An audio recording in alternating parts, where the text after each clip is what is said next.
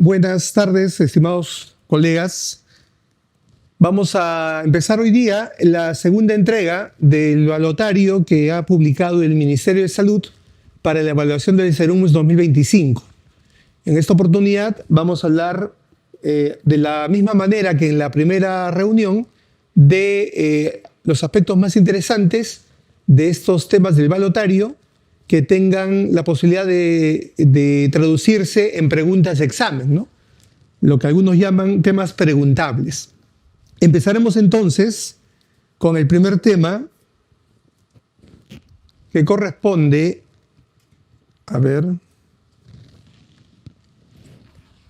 a los determinantes sociales de la salud. Una de las cosas que vimos en la clase anterior...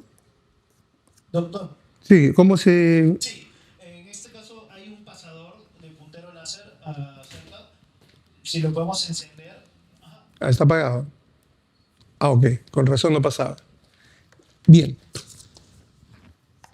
Entonces, decía que en la clase anterior, espero, ¿no?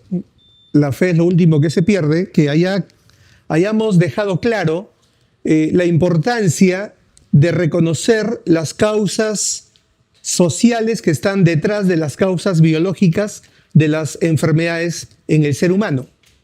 Esto se cumple en el 100%, bueno, para no exagerar, digamos en el 99%, porque en ciencia nada es absoluto, pero definitivamente se cumple en la gran mayoría. Podemos, por lo tanto, hacer una generalización práctica, que esto se cumple en todas las enfermedades que afectan al ser humano. Lo que habíamos comentado también en aquella oportunidad es que estas causas sociales que preceden a los factores biológicos, causas biológicas o mecanismos fisiopatológicos, se denominan determinantes sociales, ¿no? Entonces, hoy día vamos a empezar hablando de estos determinantes de una manera un poco más profunda, por ejemplo, viendo cuáles son los tipos de determinantes sociales de la salud, porque el esquema que ustedes ven en la lámina es un esquema publicado por la OMS hace 14 años y que hasta la fecha sigue estando vigente y ha sido fuente de numerosas preguntas en otro tipo de exámenes como el residentado y el ENAM, ¿no? Exámenes de salud también, cuando hacen referencia al modelo de los determinantes de la salud de acuerdo a la Comisión de Determinantes de la Salud de la OMS. Bueno, este es el cuadro al que muchas preguntas hacen referencia. Vamos a explicar entonces que pues hace prácticamente 14 años, ya para 15, la OMS estableció que habían dos grandes grupos de determinantes sociales. En principio, aquellos determinantes que, como su nombre lo indica, determinan, en este caso, la situación socioeconómica de la población.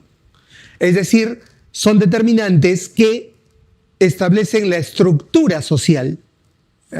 Por eso es que se le llaman determinantes estructurales, porque lo que hacen o sobre lo que influyen es precisamente sobre eso. Si yo quisiera, en este ánimo académico, didáctico, amigable, de que esto se comprenda mejor, podríamos decir que estos determinantes influyen directamente sobre los niveles de pobreza de una población o de una sociedad, ¿ya? Y la estructura social, como ya lo veremos seguramente más adelante, pues es el punto de partida de lo que le pueda pasar a la sociedad en su conjunto.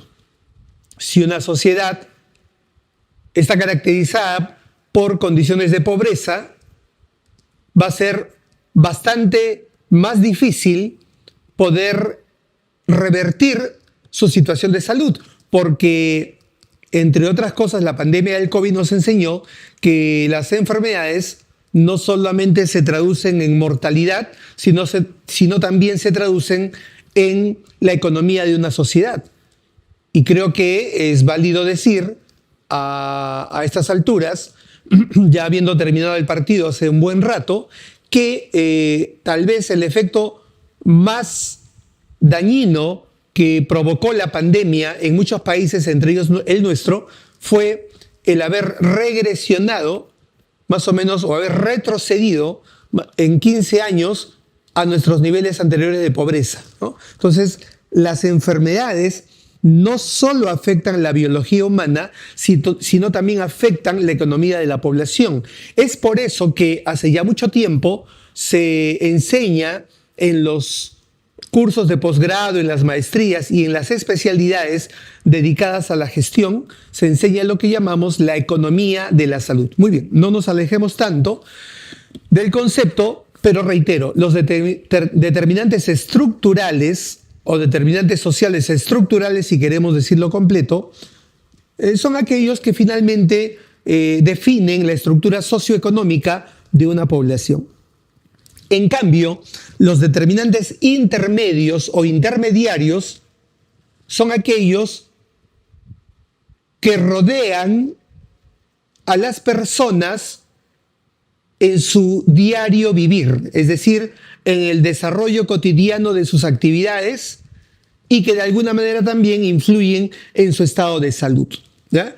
Entonces podríamos hacer una primera gran diferencia entre que los estructurales están relacionados a la condición de pobreza o socioeconómica de una población, en tanto que los intermedios son aquellos factores que rodean a las personas en su rutina o dinámica social diaria, ¿no? A su cotidianeidad.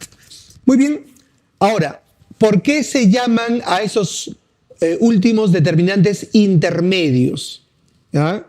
Es una pregunta que alguna vez me la hicieron y me obligó a investigar un poco porque no estaba claramente definido en los textos, ¿no? Y la respuesta más razonable que encontré es la siguiente. Si ustedes miran con detalle el esquema que estamos mirando en la pantalla, vamos a mirar que existen los determinantes estructurales o determinantes sociales estructurales, existen los determinantes intermedios y existe finalmente el resultado final de lo que estos determinantes, unos y otros, provocan en la población, es decir, el impacto en el estado de salud de la población, porque finalmente estos determinantes van a tener como resultante final, si esto fuera una ecuación matemática, el resultado final sería el estado de salud de la población. Entonces, cuando los de la Comisión de Determinantes Sociales en la OMS vieron que este grupo de factores estaba a un extremo de la ecuación y en el otro extremo estaba el resultado final, es decir, el impacto sobre la salud de la población, este grupo de factores sociales que estaban en el medio, es decir, entre los estructurales y el resultado final, por estar en el medio, se les denominaron determinantes intermedios, ¿no? Esta explicación, obviamente, es consecuencia de una serie de análisis, pero no hay alguna otra interpretación que tengamos a la vista. Entonces son intermediarios que están en el medio de los estructurales y del resultado final que determina la salud de la población. Ahora, ¿qué puede venirles en preguntas de examen? Como ya ha ocurrido en los exámenes que ya he mencionado, ¿no? Del residentado y del ENAM. Lo que les puede venir con mucha probabilidad es que ustedes puedan identificar cuáles son los principales determinantes estructurales y cuáles son los principales determinantes intermedios. Ahí radica, a mi juicio, la dificultad, si es que la hay, de este tema, ¿no? Recordar los que son estructurales y los que son intermedios. Así es que no nos queda más remedio que hacer una revisión rápida de cuáles son los principales determinantes estructurales para empezar. Todos aquellos que rodean el contexto socioeconómico y político, ¿no? Por ejemplo, la gobernanza, que tiene que ver con la gobernabilidad, en la que se incluye a la población, ¿correcto?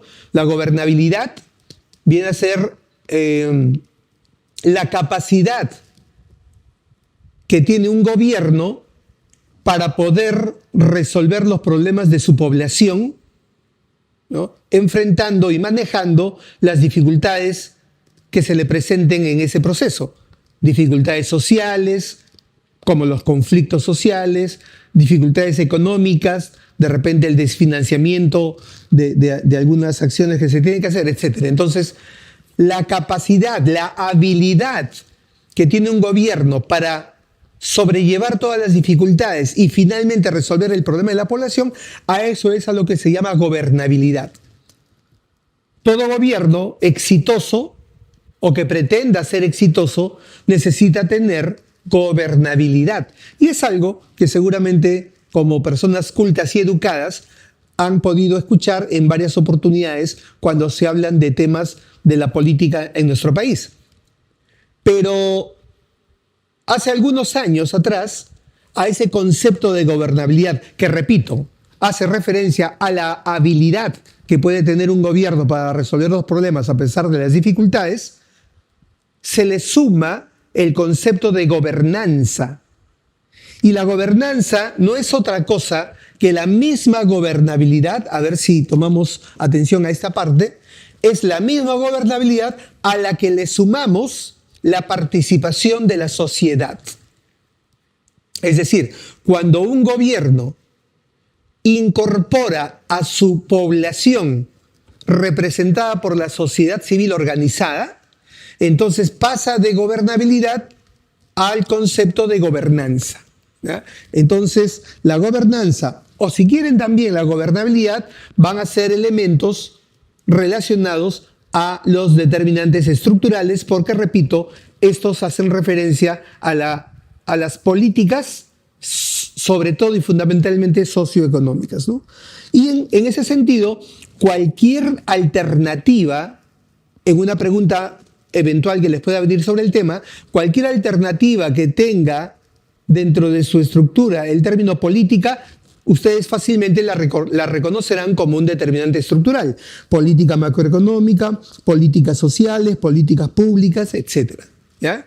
Ahora, además de las políticas que son, no cabe duda, las que van a influir sobre la pobreza o la no pobreza de una sociedad, están otros factores como la educación, la ocupación y tus ingresos, ¿ya?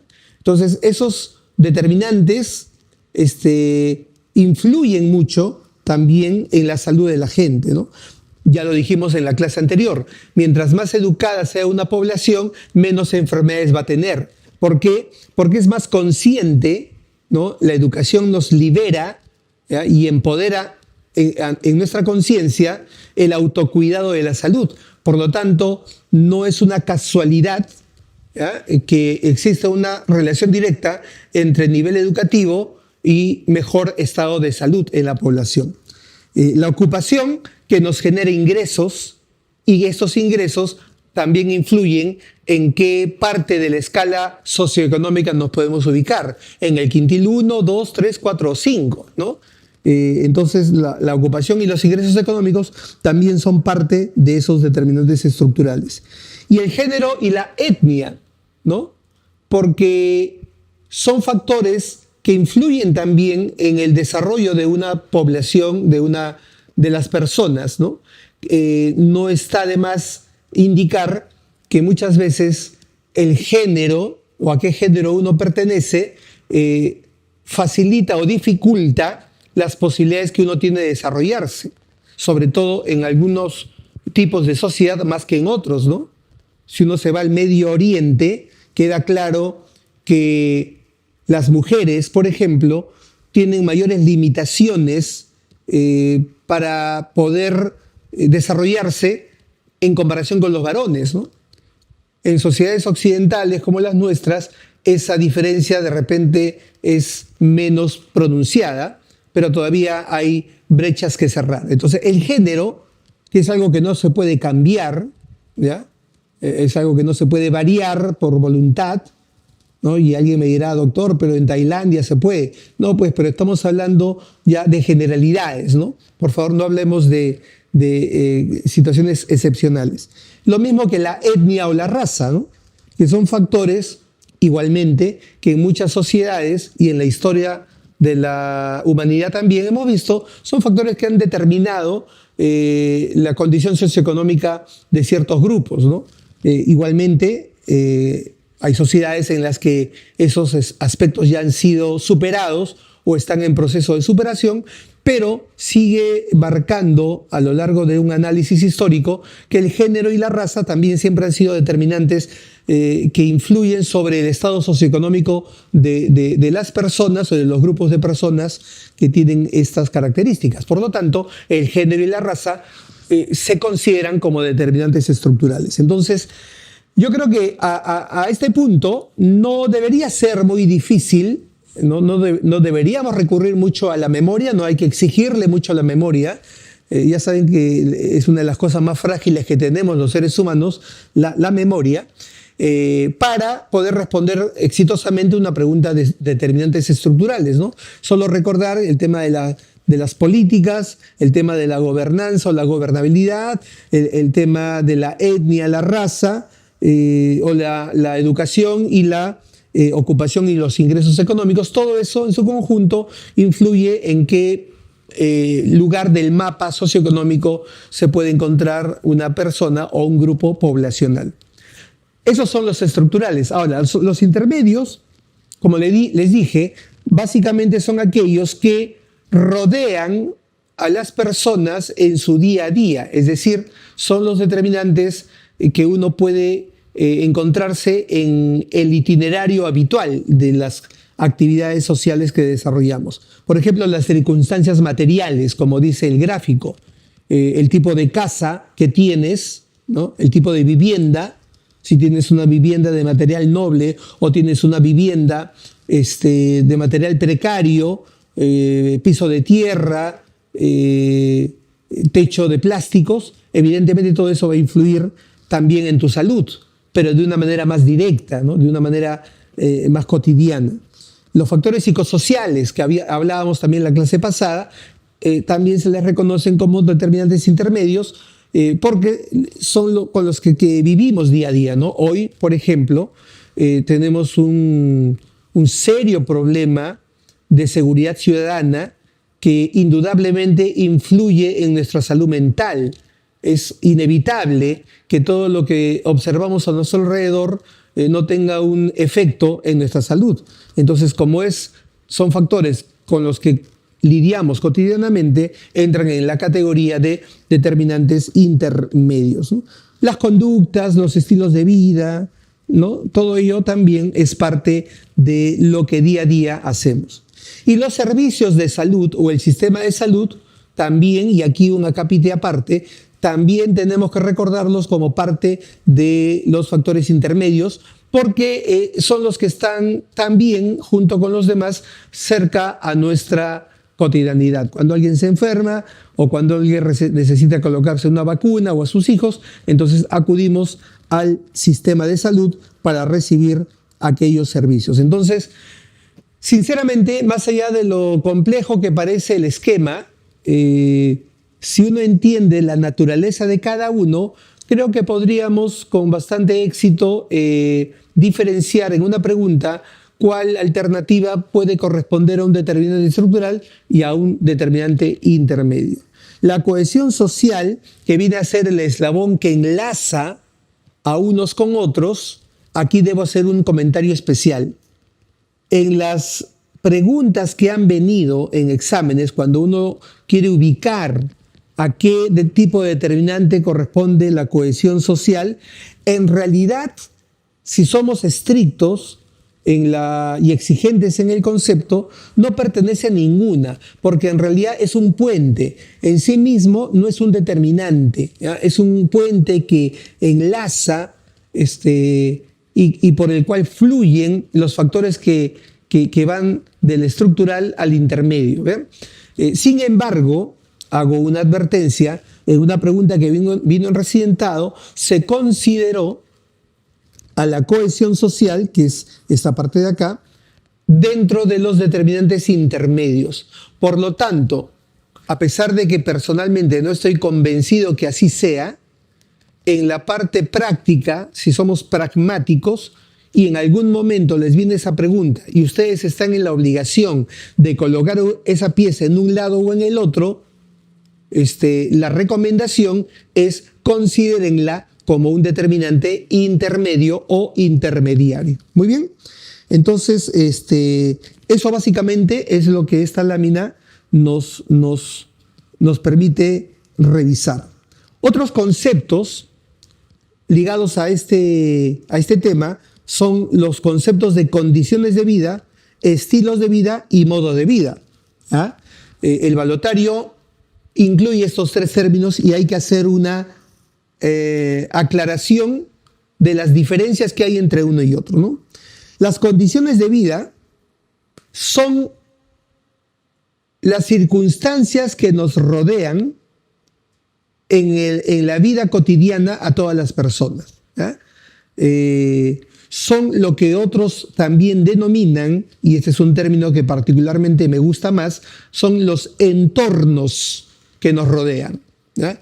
Entonces, cuando uno entra al concepto de condiciones de vida o entornos, entonces podemos ver, por ejemplo, los aspectos de la vivienda, el barrio donde vives, si hay focos de contaminación o por el contrario hay parques y jardines hermosos que te invitan al paseo y al relajamiento, o si por el contrario hay fuentes de contaminación, ¿no?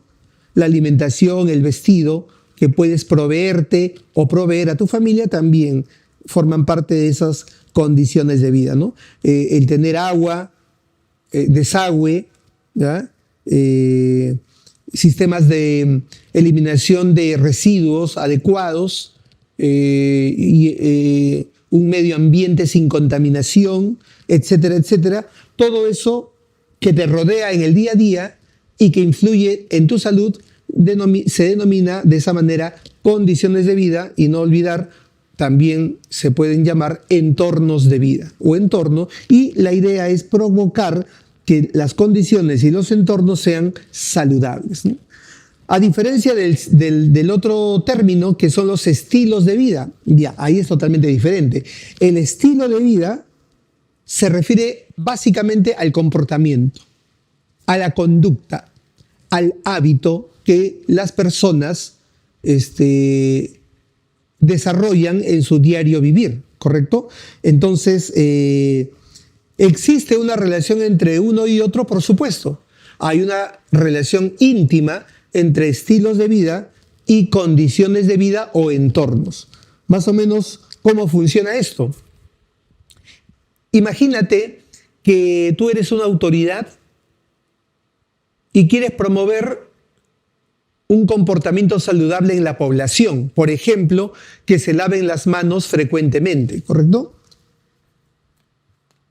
Pero pasa que mientras tú estás hablando y estás difundiendo entre la población que se laven las manos frecuentemente, que laven sus frutas y verduras, que hiervan el agua para el consumo humano, etcétera, etcétera, se levanta una persona de la comunidad y te dice: doctor, ¿pero con qué agua si no tenemos agua? Y entonces pues tú entras en crisis y te da la garrotera, ¿no? Porque no sabes qué responderle a ese poblador. Y es verdad, pues. ¿Cómo puedo yo pretender que la población adopte un estilo de vida o una práctica saludable como es lavarse las manos si no tenemos agua o tenemos un agua muy racionada? Entonces, esa es una demostración que si yo quiero promover un estilo de vida, debo garantizar adecuadas condiciones de vida. Otro ejemplo para el que no le quedó claro. Hace muchos años,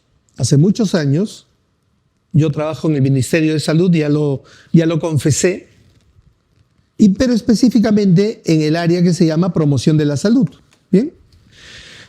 Y decía que ya hace muchos años, hace más de 12, 15 años, estábamos luchando desde el MINSA cómo hacer para que la población deje de usar transporte motorizado y empiece a usar, por ejemplo, bicicletas u otro tipo de transporte que no genere contaminación ambiental. Fue una gran lucha para ver cómo lográbamos convencer a la población que era saludable y era económico adoptar ese estilo de vida, que para muchos en esos años era casi imposible, ¿no? Uno no pensaba, no tenía en sus sueños tener una buena bicicleta, sino uno tenía como en sus sueños tener un buen carro. Bueno, seamos sinceros, hasta ahora siguen pensando en el carro, ¿no?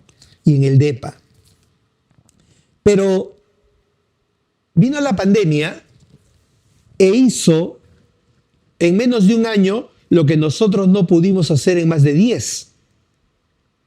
Hizo que, producto del cuidado y la prevención para que las personas no se infecten dentro de los vehículos, ustedes recordarán, ¿no? Empezó a promoverse el uso de bicicleta y las autoridades con buen tino empezaron a construir ciclovías, sobre todo en las grandes ciudades, ¿no? Y hoy día, año 2025, uno camina por Salaberry, por Arequipa y por otras avenidas principales de algunos distritos, y recalco algunos, porque todavía lamentablemente esto no se ha extendido de manera masiva, pero estas ciclovías, que antes las que existían estaban casi desiertas y servían más para pasear los perritos que otra cosa, hoy día hay un alto tránsito de bicicletas, y no solamente como una actividad recreativa, sino como una actividad en la que uno se traslada para ir a su trabajo o para ir a su centro de estudios, ¿no? Entonces, la pandemia logró lo que el MINSA no logró, pues, ¿no? Cambiar un estilo de vida en la población, pero para ello tuvo que haber la infraestructura, es decir, tuvieron que haber las condiciones, ¿ya? Y con este segundo ejemplo creo que ya queda clarísimo la relación que hay entre condición de vida y estilo de vida. Si tú quieres promover un estilo de vida, tienes que tener una condición que facilite que la gente adopte ese estilo de vida. Como repito, tener agua para que se laven las manos o tener ciclovía para que maneje bicicleta. Muy bien. Y el tercer término que usa este evaluatario es modo de vida. El modo de vida, y esto que quede claro, no es otra cosa que los dos términos anteriores, ¿ya? Es decir, cuando yo junto en un mismo escenario, en una misma dinámica social, a las condiciones de vida y a los estilos de vida, el producto de esa complementación se denomina modo de vida, ¿no? Entonces, en resumen, las condiciones de vida se refieren al contexto social y material que nos rodea y en el que las personas viven, mientras que los estilos de vida se enfocan en la elección del comportamiento individual, o sea, el hábito o la práctica que uno desarrolla, ¿ya? Y el modo de vida puede entenderse como un concepto que integra a ambos conceptos. Muy bien, entonces queda claro, ya están listos para responder cualquier pregunta de esta lámina. Pasamos entonces al siguiente ítem que nos plantea el evaluatario. Me refiero a los determinantes ambientales de salud. Este es un término que está de moda, producto, ya saben ustedes, de toda esta tendencia del calentamiento global, ¿no? Del cambio climático, que está influyendo mucho en algunas políticas de algunos países, ¿no? Entonces, producto de que este tema se ha puesto de moda, entonces hoy día estamos hablando de los llamados determinantes ambientales, ¿no? Nos referimos pues a la contaminación ambiental, a la calidad del aire, la calidad del agua, ¿no? Que el agua no tenga, por ejemplo, contaminación con metales pesados, ¿no? O que no exista contaminación de plomo. Por ejemplo, hay muchos que asocian estos ejemplos de, por ejemplo, que haya agua contaminada con minerales o el aire con alta contaminación de plomo, lo asocian mucho con poblaciones que están cercanas a relaves mineros o a centros de extracción minera. Y eso es absolutamente equivocado. No tienes que estar junto a una mina, no tienes que estar cerca a un relave de material de las minas para estar en riesgo de tener este tipo de contaminación. En el Callao, hace algunos años, se detectó en los niños una alta tasa de concentración de plomo en sangre, ¿ya? Y no estamos hablando de Cerro de Pasco, no estamos hablando de Ayacucho, de Cusco, de Apurímac, donde están, o Arequipa, donde están la mayoría de los centros mineros de mayor magnitud.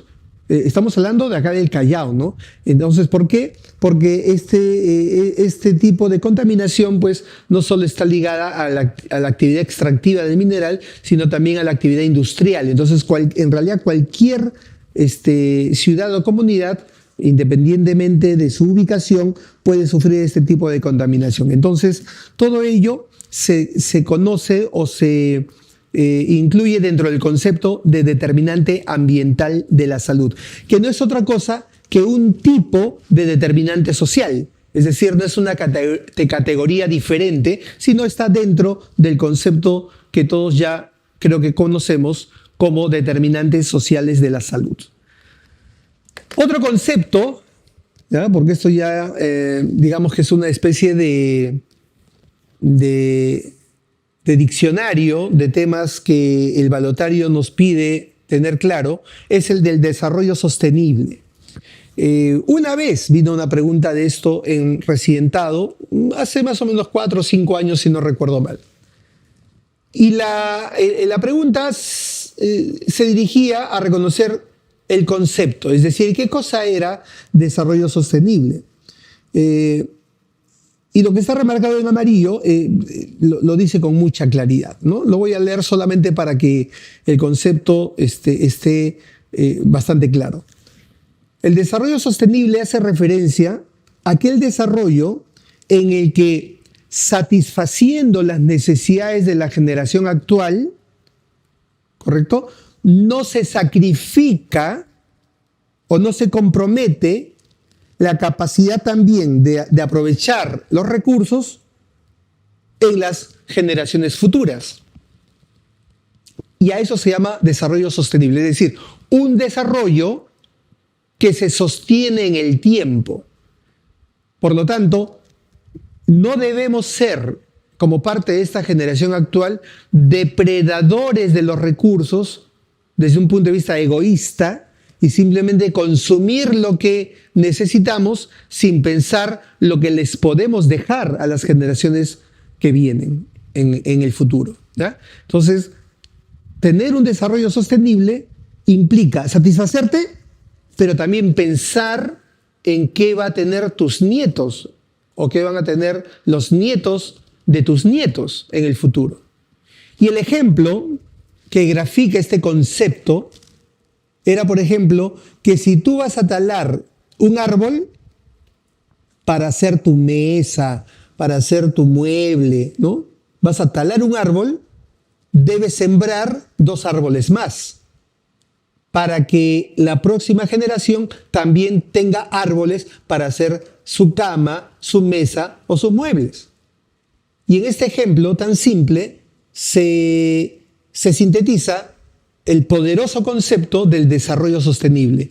Usar lo que tengo hoy, pero preocuparme para dejarle recursos, los mismos recursos, para las futuras generaciones, ¿no? Este es un concepto relativamente nuevo, de la década de los 80, y que se ha fortalecido mucho más con estos conceptos de desarrollo ambiental que vimos en la lámina anterior.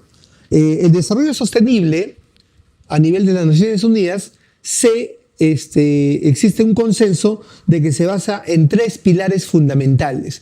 Cuidado que este es un concepto preguntable en cualquier examen, ¿no? ¿Cuáles son los 3 pilares básicos o esenciales del desarrollo sostenible? Primero, que haya desarrollo económico. Es decir, la economía ¿ya?, que uno genera en la actualidad tiene que garantizar la sostenibilidad de las próximas generaciones. Entonces, el componente económico es parte de ese concepto. El desarrollo ambiental, el ejemplo del arbolito que te di, sería un ejemplo del pilar del desarrollo ambiental, ¿ya? Yo usufructo, aprovecho un recurso, ¿ya?, pero me preocupo por plantar 2 árboles más, 3 árboles más, o por qué no 10 árboles más, para que la próxima generación también se asegure de ese recurso, ¿no? Y el desarrollo social, ¿no?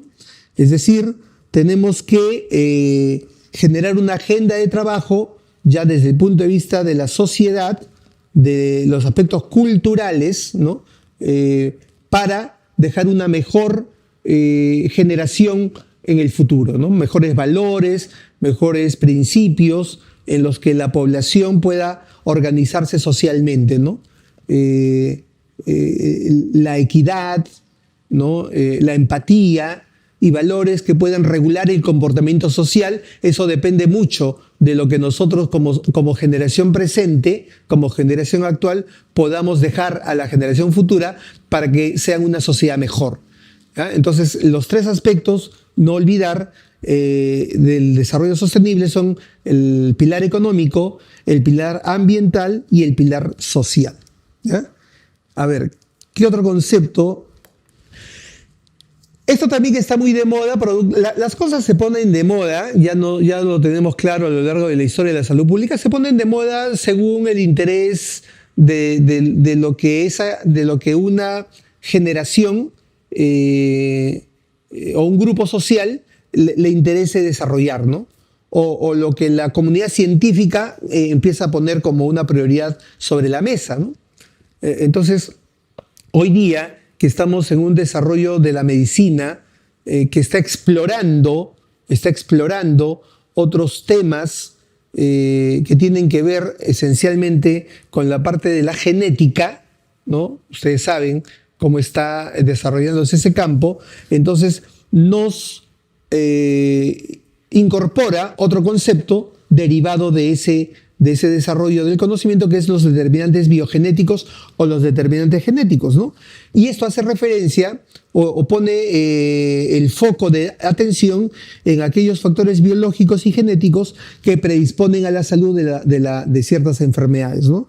No es raro para nadie, es extraño saber que hay enfermedades que están predispuestas genéticamente, ¿no? Y por eso hoy día la ingeniería genética está tratando de trabajar y ver cómo podemos controlar a través de esta técnica prevenir algunas enfermedades, ¿no? Ya esto hace algún tiempo parecía ciencia ficción en el campo de la medicina, pero hoy día ya se está convirtiendo en una realidad cada vez más concreta, ¿no? Por ejemplo, los estudios para identificar los genes vinculados con ciertos tipos de cáncer, ¿no?, que podrían evitar que esto se desarrolle en la persona a lo largo de su vida. O algunos estudios que están enfocándose en el envejecimiento poblacional, que de acuerdo a algunos estudios estarían ligados a algunos genes, ¿no? Hay genes del envejecimiento, con lo que se podría también influenciar sobre el envejecimiento de la población. Bueno, en realidad esto ya da un poquito de miedo, ¿no?, a qué nivel vamos a poder llegar en estos campos, ¿no?, de la manipulación genética o de la ingeniería genética. Si a eso le sumas la inteligencia artificial y todo lo que está dando, nos hace recordar que las películas de ciencia ficción que veíamos de niños, sobre todo Quien Habla, pues hoy día, que antes parecían pura fantasía, multicolor y lucecitas de colores, pues realmente hoy día son una realidad absoluta que la estamos mirando de frente, ¿no? Entonces, a eso tiene que ver con el campo de la genética y cómo se está estudiando más los determinantes biogenéticos. La edad, ya lo explicamos en la clase anterior, cuando más se prolonga la vida de una persona, producto de la medicina, producto de la modernidad, producto de diferentes factores que influyen sobre la longevidad de una persona, que para algunos esa es una buena noticia, aunque parezca mentira, para algunos no, ¿para qué vivir tanto? Dicen, pero para la mayoría creo que es una buena noticia tener la posibilidad de vivir un poco más de tiempo, ¿no? Sin embargo, ya lo dije, junto a mayor edad también se presentan enfermedades propias de la edad, y esa es la preocupación, ¿no? Que se van a empezar a presentar en mayor cantidad las enfermedades asociadas a la vejez, ¿ya? Así como el refrán popular dice, cada niño nace con un pan bajo el brazo, en epidemiología decimos ahora que cada adulto mayor viene con su enfermedad bajo el brazo. Entonces, ese es un aspecto también influido por el tema de la edad. Y el género, también ya lo dijimos, hay enfermedades que son más prevalentes en las mujeres que en los varones y viceversa, ¿no? O en la raza también, ¿no? Como algunos tipos de anemia que afectan más a un grupo étnico que a otro, o las enfermedades autoinmunes que afectan a un género más que al otro. Entonces, todo eso nos lleva a estudiar a profundidad ese concepto de determinantes biogenéticos. Avanzamos. Hacemos porque yo estoy siguiendo a pie juntillas la lista de temas del balotario y nos trasladamos rápida y mágicamente al mundo de la participación comunitaria, ¿no? Este concepto también ya lo hemos mencionado en la clase anterior, yo no voy a leer la lámina, eso es tarea de ustedes, ya lo conversamos. Simplemente enfatizar lo siguiente: no existe hoy día salud pública sin participación comunitaria. Esa es una verdad escrita en piedra, estimados colegas, y por lo tanto, si ustedes como médicos jóvenes aún pretenden manejar el carro solos, lamento pronosticarles, predecirles que en algún momento van a tener un tremendo accidente, ¿no? Porque este carro el carro de la salud, desde el punto de vista público, es decir, no individual, sino poblacional, ese es el detalle de la salud pública, ese es un carro que no se maneja solo. Y te lo he explicado en un buen rato y con gran cantidad de ejemplos en la clase pasada. Solamente lo reitero: sin participación comunitaria, la salud pública es una utopía, ¿ya? Es una utopía.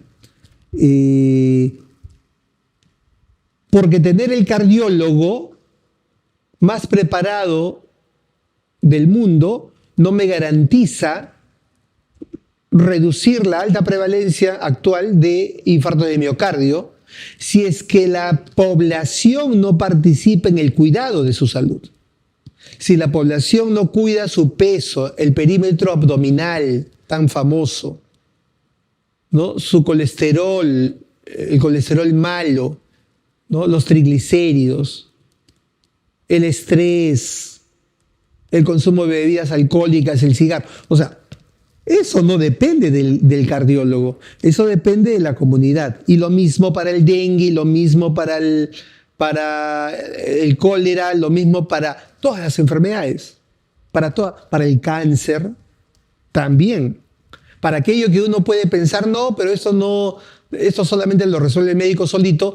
Miren, de mayor o menor medida, siempre hay un factor que influye en lo que la gente hace o deja de hacer como una forma de participar en su salud.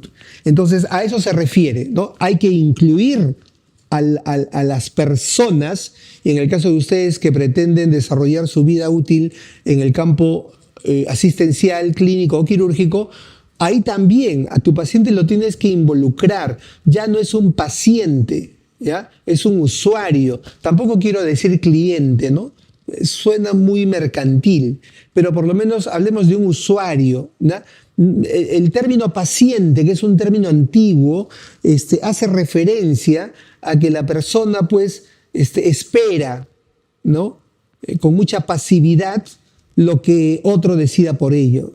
Entonces tampoco se trata de eso, ¿no? Hay que tener en cuenta que la participación en la salud es obligatoria en cada persona y en cada familia, porque ya se los comenté, quien tenga en casa un familiar con alguna enfermedad grave, cualquiera que a ustedes se les ocurra, me darán la razón, ¿no? que el problema no solamente es del enfermo, o sea, de la persona, sino también afecta a la dinámica familiar.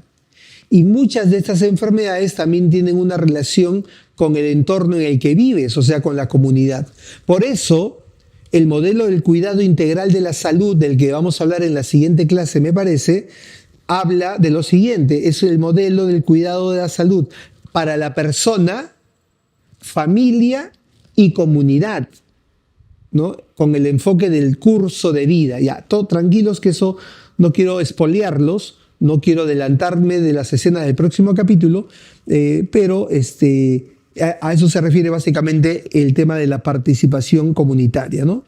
Y dentro de estas características más importantes es que tenemos que poner en el centro al paciente, no al paciente número 45, sino a don Pepito, Montes de Oca, Wittenburri, ¿no? A él es el centro de nuestra razón de ser.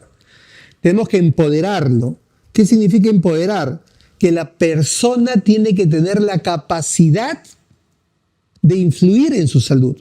Y para eso tiene que conocer el problema y saber qué es lo que tiene que hacer y saber qué es lo que no tiene que hacer. En otras palabras, los pacientes no son niños pequeños, no son bebés dependientes de lo que el papá y la mamá haga. Los pacientes, en general, inclusive los niños, son los padres los que asumen esa patria potestad y ese rol de cuidadores, ¿no? Entonces, el 80% del éxito que tú puedas tener en solucionarle el problema de salud a tu paciente y que te hagas un médico famoso, prestigiado y reconocido y recomendado, va a depender en realidad de si tu paciente cumple lo que tú dices. Porque si el paciente no cumple lo que tú dices, fuiste, como dicen los chicos, ¿no? Entender que la acción colectiva es más poderosa que la acción individual. Es decir, sobre todo, imagínate en un nivel comunitario, que se tenga que mejorar las condiciones de vida de una población, por ejemplo, evitar que el río, cuando haya una crecida, inunde tu casa y genere toda una problemática sanitaria porque empiezan a incrementarse los mosquitos y con ellos las enfermedades metaxénicas como el dengue, o producto de las aguas empozadas, se empieza a incrementar las parasitosis y las consecuentes diarreas agudas en los niños y todo lo demás. Entonces, la participación comunitaria es importante en términos de una acción colectiva, por ejemplo, para construir un dique que evite que este río, cuando eleve su nivel, se desborde hacia la ciudad, ¿no?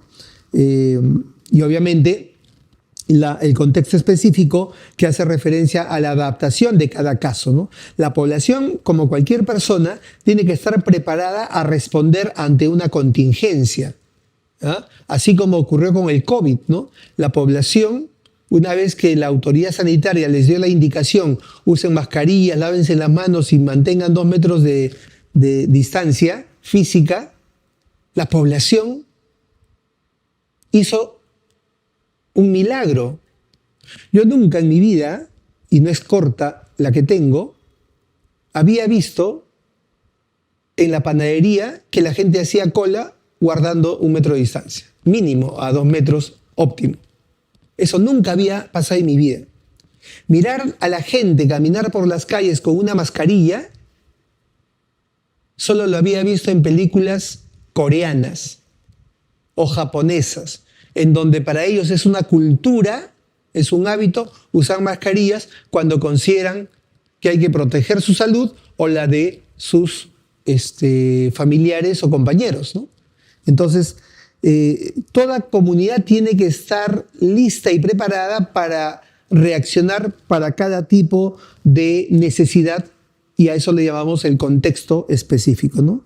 La intersectorialidad, hay que entender que la salud es un producto intersectorial, no depende solo del Ministerio de Salud.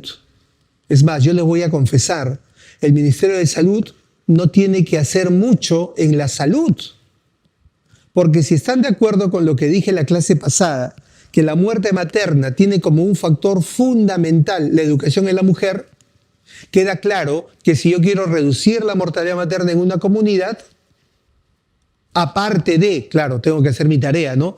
Tener un buen centro de salud con su sala de partos adecuada y el personal capacitado y los insumos disponibles, todo está bien.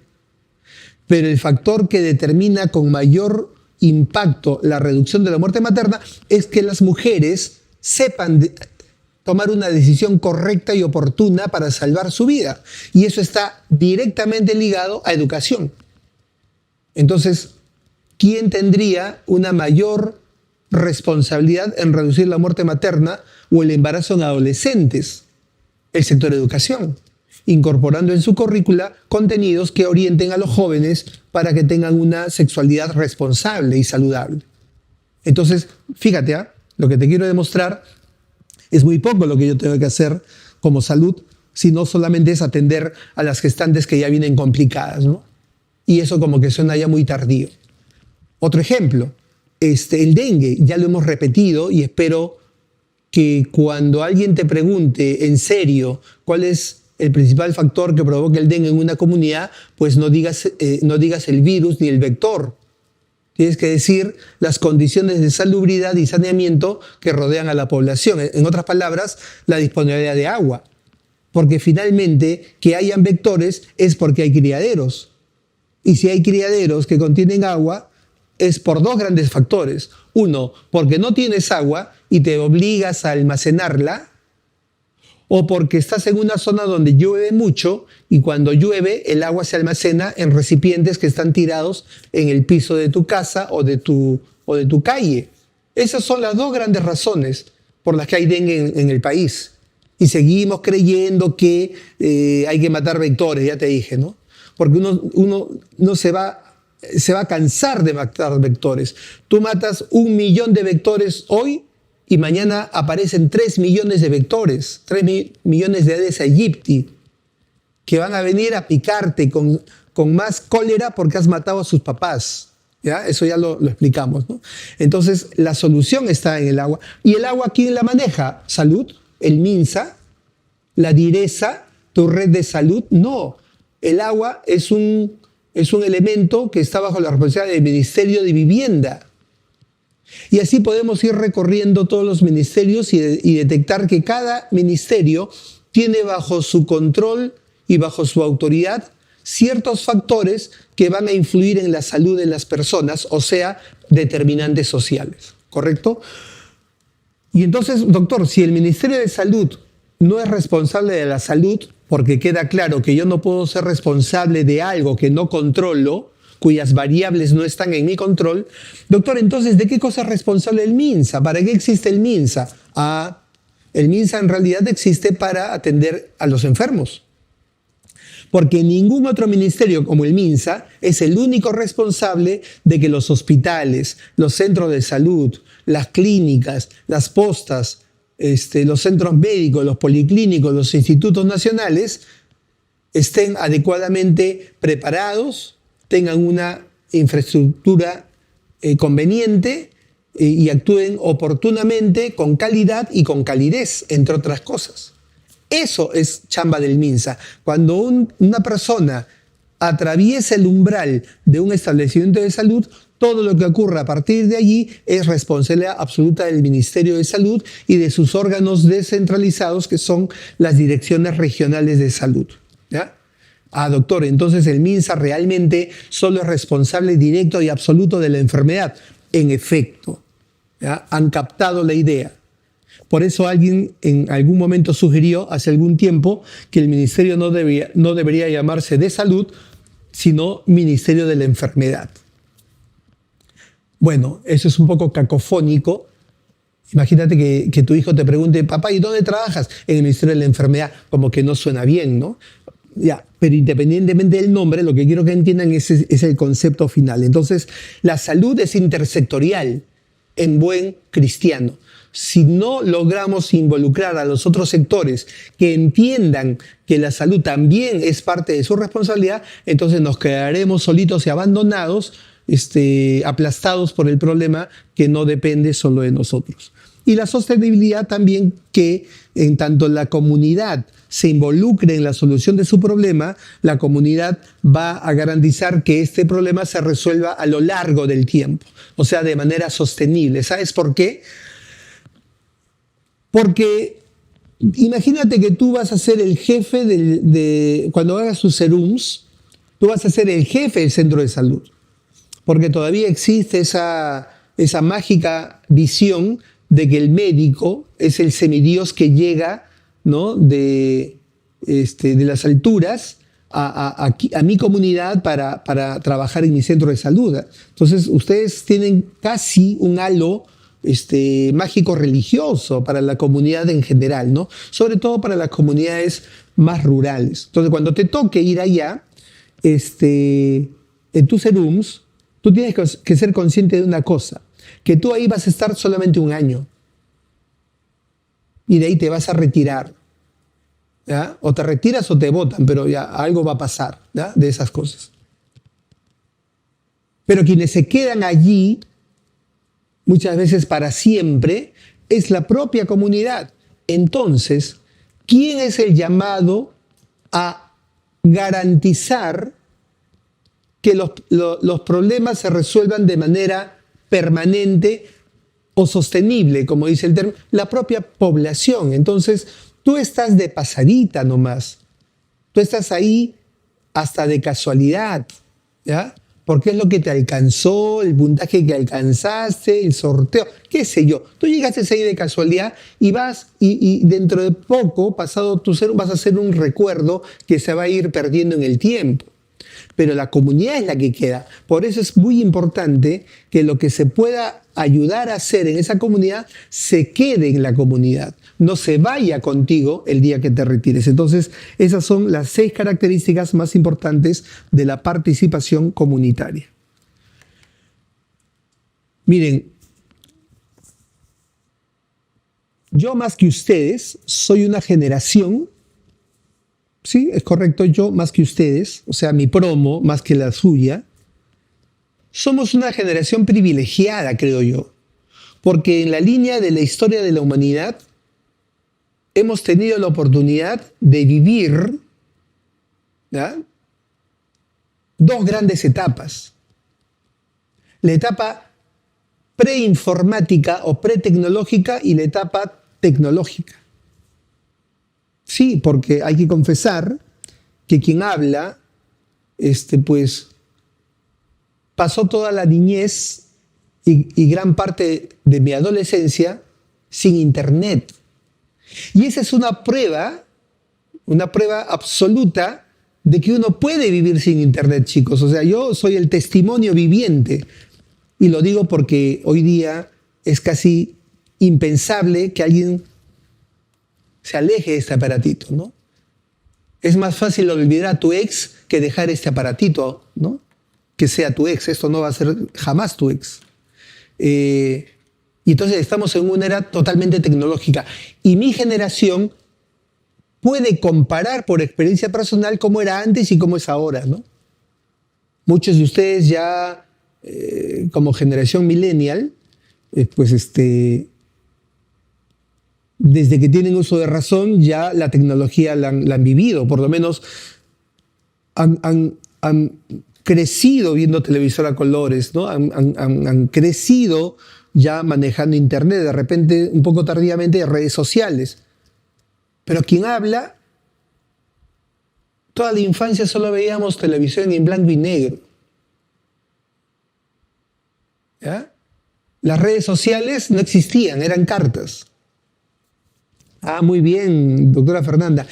Y yo era la etapa del retroproyector, ¿no? O sea, no sé si llegaron hasta eso, ¿no? Tal vez no, el retroproyector, el proyector de diapositivas, ¿no?, el fax. Imagínense, ¿no? Bueno, Yo he podido, por lo tanto, ser un privilegiado. Me tocó vivir en esta etapa de la historia en la que vimos nacer el Internet, la red, el cable en la televisión, las redes sociales y todo lo demás. Y definitivamente no querían que tengan compu. Ellos son de mi mancha, pues sus papás, doctora. ¿Ya? El Internet en cabina, ya, ¿qué te voy a decir, no? Una vez que me tocó hace 10 años ir a España, yo buscaba como loquito cabinas de Internet y no habían en España, en Madrid, no habían cabinas de Internet. Y yo decía, ¿pero por qué no hay cabina de Internet? O sea, en el Perú estamos más desarrollados, cada cuadra hay 2 cabinas de Internet. Y acá vengo a la Europa moderna, desarrollada, y no hay cabina de Internet. ¿Y sabes por qué no había cabina de Internet? Porque todos tenían Internet en su casa, pues ya para qué va a haber cabina. Hoy día ya casi no hay cabinas de Internet en el Perú. Entonces, lo que yo entendía e interpretaba como un signo de desarrollo y modernidad, el tener cabinas de Internet en todas las calles, pues hoy día ya casi no hay cabinas, ¿no? Porque todos tienen el Internet en la mano. Entonces, ¿qué quiero decir con esto? Que la medicina y la salud hoy día están en toda una revolución. Y por eso hay que pensar bien a qué especialidad vas a entrar, ¿eh? Yo tengo uno de mis colegas, uno de mis mejores amigos que es radiólogo en el Rebagliati. Y dijo, con la justa me salvé, ¿no? Porque ya le queda poco tiempo de vida profesional, me refiero, para que se jubile.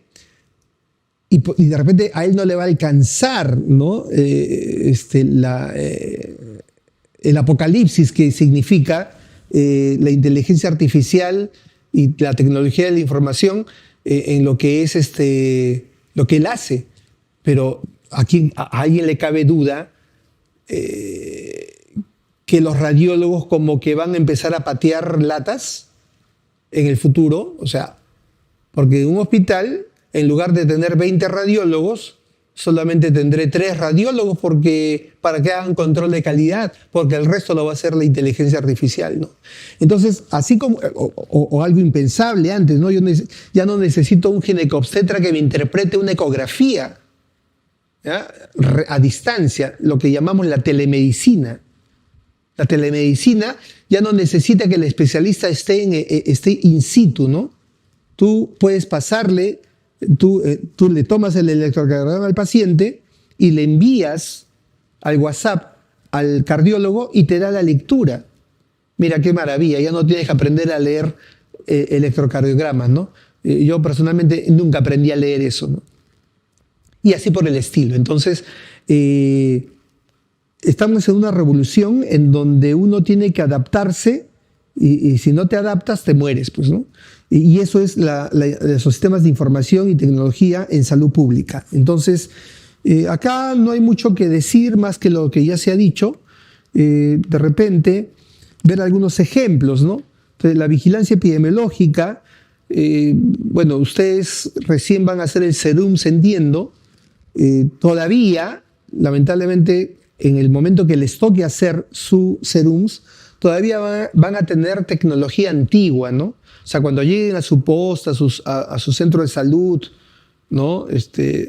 Después de 4 días de viaje en carro, 3 en burro y 2 a pie, no, mentira, no es tanto, ¿no?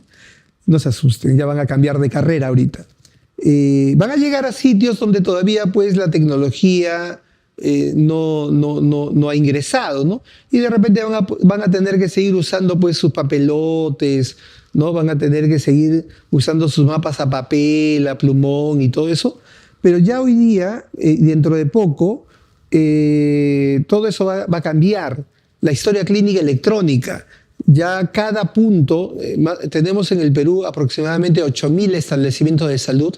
Imagínate, y eso no es ciencia ficción, dentro de poco, la posta más alejada del Perú va a estar conectada con el Hospital 2 de Mayo o con el Instituto de Ciencias Neurológicas para que a través de la computadora puedan hacer una teleconsulta inmediatamente, ¿no? Y requerir la opinión y la orientación que un especialista te pueda dar, ¿no? Bueno, eso todavía no ocurre en todos los lugares del Perú, ¿no? Pero no van a pasar muchos años para que eso sea una realidad. Y dentro de ello la vigilancia epidemiológica, ¿ya? Hoy día existen herramientas digitales en las que tú ya no tienes que estar paloteando, simplemente tú vas a hacer la vigilancia de las enfermedades a través, y los brotes, las epidemias que se puedan presentar a través de instrumentos que van a resumir rápidamente y en tiempo real los datos que uno tiene que manejar.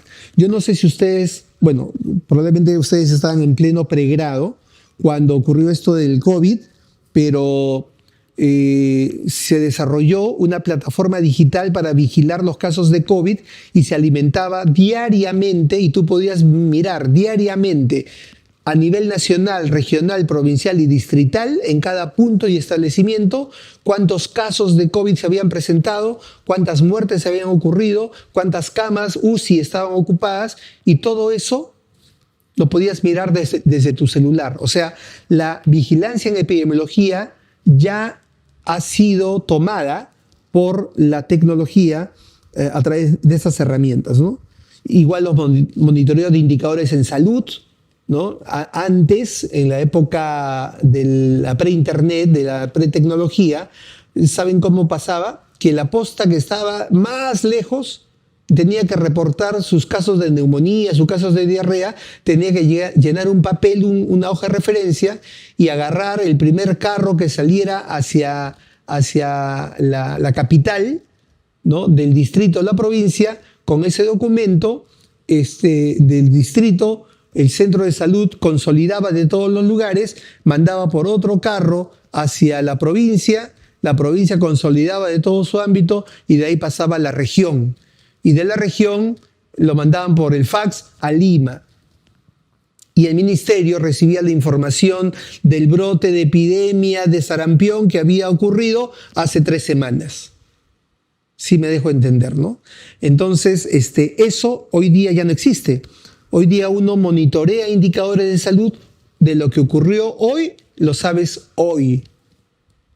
El caso que aparece hoy, lo sabes hoy. Sí, doctor, pero ¿qué tiene de raro eso? Hoy día no tiene nada de raro para ti, pero hace 30 años atrás eso no era lo común, ¿ya? Entonces, eso es otra de las utilidades que está teniendo la tecnología en lo que estamos hablando. La investigación, ni qué hablar. Antes, aplicar encuestas para hacer un estudio en una población determinada requería recursos, requería tiempo, requería plata para ir a pagarle a encuestadores que vayan casa por casa a hacer encuestas. Hoy día las encuestas son digitales y tú simplemente identificas puntos de muestra, les pasas el cuestionario a través del WhatsApp y lo recibes a través del WhatsApp. 0 costo, poco tiempo y los mismos resultados. Entonces la investigación en salud también está sufriendo, yo no diría sufriendo, yo diría está gozando los beneficios de la tecnología, ¿no? La comunicación y educación en salud. Ya no necesitas, bueno, ustedes de repente no han visto, no han conocido, o tal vez sí, esos famosos rotafolios de cartón que uno tenía que llevarse bajo el brazo para dar una charla a una comunidad. Hoy día simplemente tú les pides a todos que abran en su celular o en una pantalla de manera digital la información que tú le quieres pasar a través de un video, a través de un TikTok, y se acabó. La información llega mucho más rápido y es mucho más barata y la puedes repetir 1000 veces si quieres, y las personas pueden recurrir a consumir información en ese contexto. Lo que pasa en salud, estimados, que no es un producto muy apetecible, ¿no? No es como ver pues los grandes TikTokers, ¿no? Los grandes YouTubers que captan el interés y la atención. Ahí estamos fallando. No es que la salud no sea un producto vendible, la salud es un producto muy vendible. Lo que pasa es que no sabemos vender y está faltando incorporar dentro del sistema de salud marqueteros digitales que le vendan a la población el tema de la salud de una manera como la población la quiere consumir, ¿no? Entonces, esa es la potencia también de la comunicación y la educación en salud, ¿no? La telemedicina, ya les dije, los ejemplos abundan, ¿no? diagnóstico por imágenes, interpretación de resultados, consultas a distancia. Dentro de poco ya vienen los hologramas que ya están aplicándose en algunos ámbitos para que tú puedas estar, entre comillas, presente en un espacio físico a través de tu holograma y tener una interacción mucho más realista, ¿no? que por ejemplo, esta clase, ¿no?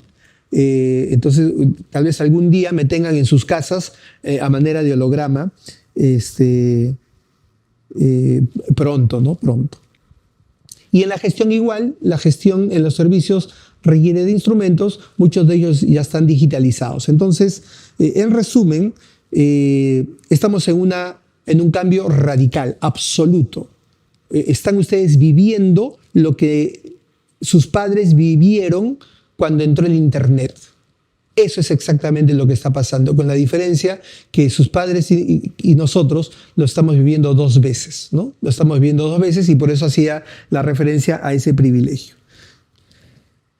Bien, el otro tema y el otro capítulo tiene que ver con la alimentación y la nutrición. Ya, vamos a ponernos un poco más terrenales. Vamos a salir de la euforia de la tecnología y todo lo que ella nos está sorprendiendo y vamos a hablar de una cosa más cotidiana, ¿no? De la alimentación y la nutrición. De acuerdo a la OMS, este es uno de los factores más importantes que tienen que ver con la salud de la población, ¿no? La alimentación no es otra cosa que el conjunto de actos voluntarios, esencialmente mecánicos, dirigidos a satisfacer la necesidad fisiológica del hambre, ¿verdad? Entonces, alimentación hace referencia a estos actos voluntarios conscientes que incluyen elegir un alimento, prepararlo, cocinarlo, ¿verdad? Y consumirlo. Ese es el concepto de alimentación, ¿no?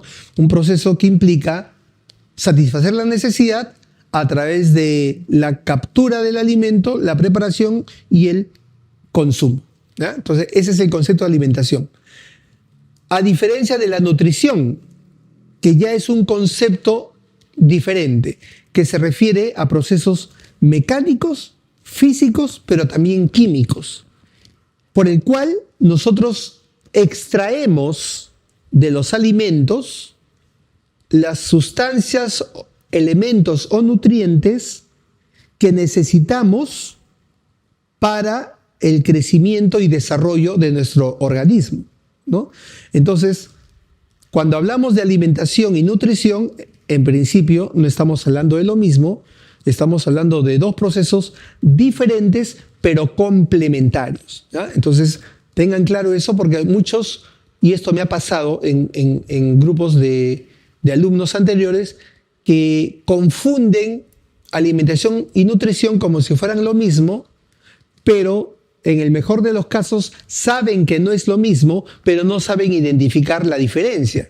Entonces, por favor, tengan cuidado con esto, ¿no? En resumen, dice la lámina, la alimentación se centra en los actos de comer, mientras que la nutrición se refiere a los procesos internos que el cuerpo realiza para utilizar nutrientes provenientes de los alimentos, ¿ya? Entonces, eso es básicamente la relación.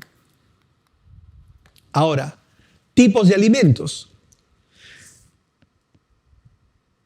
Los alimentos se clasifican, según la OMS, en tres categorías. Los alimentos naturales, los alimentos procesados y los alimentos ultraprocesados.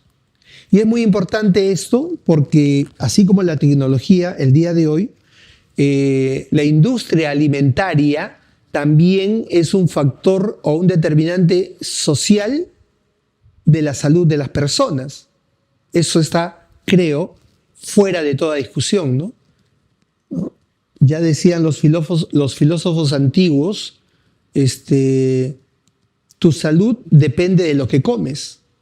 Y eso hoy día es una gran verdad, que como médicos lo sabemos y a veces ni siquiera lo respetamos, ¿no?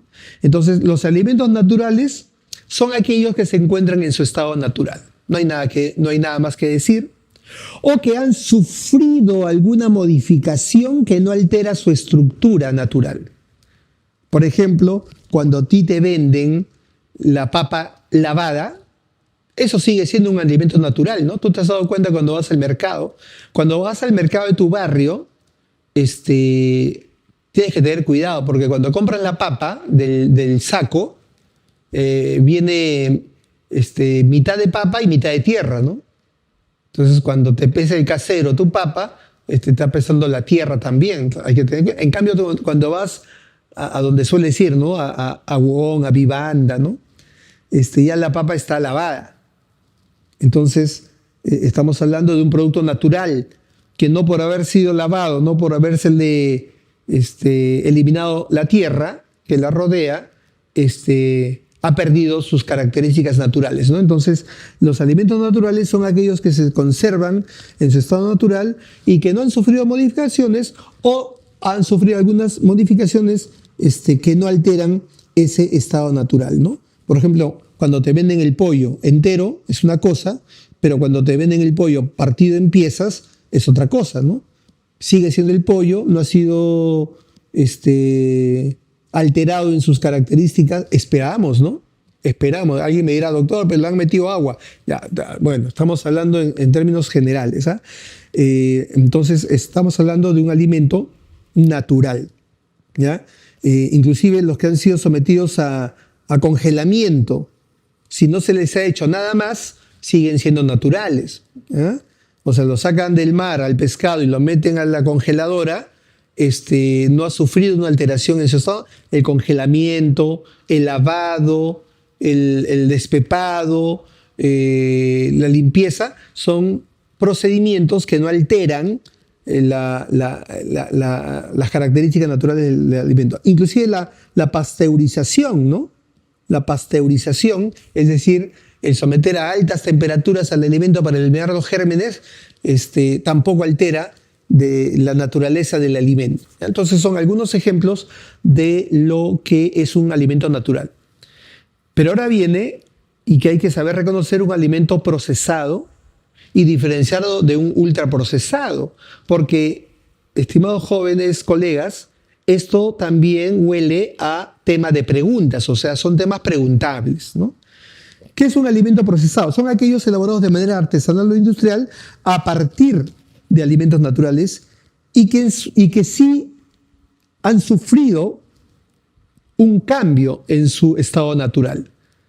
Por ejemplo, cuando hay alimentos que le añade sal, azúcar para endulzarlos o alguna otra sustancia con la única finalidad de mantenerlos en el tiempo, o sea, que puedan durar, o porque les cambies el sabor para que sea más agradable al gusto y te invite a su consumo.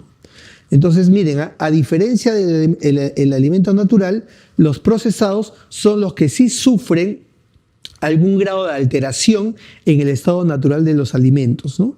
Pero una alteración que, digamos, no es tan profunda, ¿ya? A eso se llaman alimentos procesados, ¿no?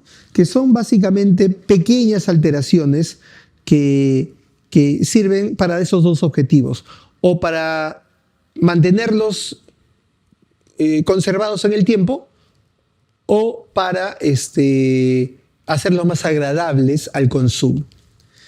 Dentro de ellos están, pues, por ejemplo, algo que uno a veces no entiende, ¿no? El pan. ¿Qué, doctor? El pan es un alimento procesado. Y lo digo porque claro, es el trigo convertido, pues, con levadura, con sal y todo lo demás, alteran el producto natural que es la harina del trigo o de cualquier de otra fuente, y la convierten en un producto, ¿no? Y ya, entonces el pan es un producto procesado, al igual que las mermeladas, los quesos, los jamones, ¿no? Y toda la lista de ejemplos que están allí. Y te lo digo para que te familiarices con esto, porque en un examen te pueden preguntar, diga usted cuál de los siguientes alimentos o cuál de las siguientes alternativas corresponde a un alimento procesado, ¿no? O ultraprocesado o natural. Y los ultraprocesados, ya, pues esto ya es una patada al hígado, ¿no? Una patada de karate, ¿no? Ya es un gancho de boxeador profesional, ¿no? Estamos hablando de alimentos ya de tipo industrial, ¿ya? En tanto los procesados pueden ser artesanales, ¿no? O sea, una alteración, digamos, no muy significativa. Los ultraprocesados ya estamos hablando de las ligas mayores, ¿no? De la Champions Leagues, ¿no? Entonces ahí ya hay una alteración profunda del alimento, ¿no? Generalmente asociados a lo que llamamos las grasas trans, ¿no? ¿Qué cosas son las grasas trans? Son aquellos alimentos que tienen ácidos grasos no saturados, que está comprobado, tienen una fuerte relación en la salud cardiovascular principalmente, entre otras cosas, ¿no? A ver, ¿un elemento transgénico sigue siendo un alimento natural? No, pues ya ha sufrido alteración, doctor Edil. Me dice el yogur artesanal y el queso solamente, claro que son procesados, porque ya, ¿cuál es el elemento natural? Es la leche, ¿es verdad? Que a través de incluirle la sal, por ejemplo, ya estamos convirtiéndolo, alterando su estructura natural. Entonces el yogur y el queso, como decimos en la lámina, son alimentos procesados, no ultraprocesados, sino procesados. El queso casero no me causa dolor ordinal, el comercial sí. Lamento saberlo, doctora Luisa, pero la acompañamos en su dolor, pero no tiene nada que ver con el efecto que te pueda causar negativo o positivo. Yo me como un chorizo de esos, o una salchicha esas de color rosado fosforescente radioactivo, y probablemente no me provoca ninguna molestia, lo que no significa que no sea un alimento altamente tóxico para el consumo, ¿no? Entonces, la característica del alimento ultraprocesado, primero, es que es de fabricación industrial, ¿no? O sea, en general son todos esos productos que se producen de manera masiva, ¿no? Para satisfacer grandes mercados de consumidores, ¿no? Y en los cuales generalmente hay una mayor dosis o concentración de aditivos, ¿no? O de sustancias derivadas del petróleo y el carbón, como son los colorizantes, ¿no? Para resaltar el sabor y todo lo demás. Entonces, los ejemplos son mucho más notorios, ¿no? Cuando hablamos de alimentos ultraprocesados, ¿no? Ahí están los snacks, las galletas, sobre todo esas galletas que tienen colores, sabores intensos, ¿no? Los helados industriales, eso que tanto nos gusta, ¿no? El que venden en el supermercado y que nos deleitamos consumiéndolos, espero de vez en cuando, ¿no? Los aparentemente inofensivos caramelos, ¿no? El caramelito que te venden, ¿ya? Y todo lo demás que aparentemente a veces uno dice la barra de cereal, eso pues, también, imagina, la barra de cereal es también un elemento ultraprocesado. Ahora, obviamente, si tú pones en la balanza una barra de cereal con la salchicha rosada fosforescente, esa que seguro que si la pasamos por un detector de radiación va a saltar. Obviamente hay niveles, ¿no? Como dice la cumbia, hay niveles. O sea, obviamente uno va a ser más dañino que el otro, pero en conjunto responden a la misma categoría, ¿no? De alimentos ultraprocesados. Por supuesto, la manzanilla y el anís son procesados, ¿no? Porque ya los convierten en una forma de consumo, pero no tan profunda, siguen siendo, manteniendo sus características, ¿no? Son procesados, exactamente, doctora Connie, así es, muy bien. Los octógonos nos psicosean. Miren, a ver, voy a hacer una confesión, ¿ya? Espero que no me hagan bullying ni me hagan hate. Quien habla participó en la elaboración de los octógonos, ¿ya? Los octógonos. Pero cuando hicimos los octógonos, ¿ya? Que creo que está en la siguiente lámina, ahí está, en la legislación sobre alimentos, tuvimos una motivación y un objetivo muy claro. A ver,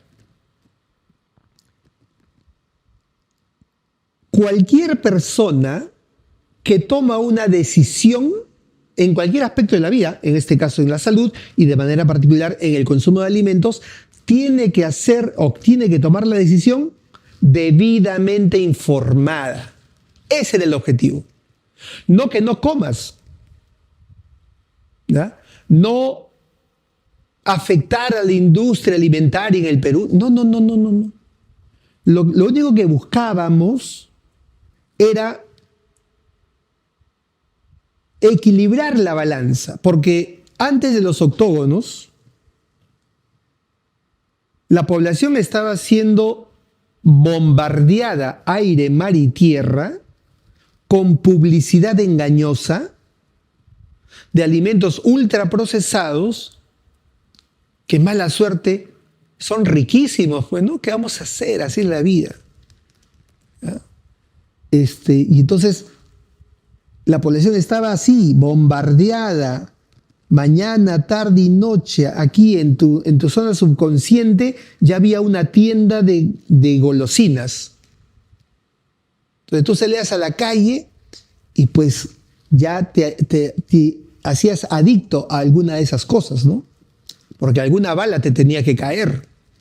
Entonces algunos se hicieron dependientes más de la gaseosa, otro del chocolate, otro de la galleta, otro del chisito y así sucesivamente. Entonces, cuando nacen los octógonos, y repito, es un testimonio vivencial, era simplemente decir, ok, las empresas tienen derecho de publicitar sus productos, pero la población también tiene derecho de saber qué está llevándose a la boca, ¿correcto? Y entonces la única manera que había de hacer eso era a través de la rotulación o la etiquetación de los productos que tenían mayor peligro en el consumo de las personas. Ya, si después de que tú sabes a lo que te expones, ya no me digan, ya caso cerrado, ¿no? Ya, ¿a quién le van a echar la culpa, no? Entonces es simplemente una acción legislativa de política pública en la que nosotros decimos la población tiene derecho a estar informada. Pero la decisión final, chicos, chicas, es de ustedes. Y no porque los semáforos. Son estilos, ¿ya? Son estilos. En algunos países hay semáforos, en otros países hay octógonos. La legislación del momento aprobó, porque en efecto hubieron esas alternativas, diferentes, variadas, y finalmente se aprobó eso, ¿no? Simplemente porque por mayoría se optó por eso, no hay ninguna otra razón. De repente el semáforo hubiera sido también una alternativa, pero creo que el objetivo apunta a lo mismo, ¿no? Muy bien. Entonces, para continuar con la parte que queda de la clase, vamos a hacer un pequeño recreo de unos 10 minutos, por favor, y nos encontramos a las 7:45.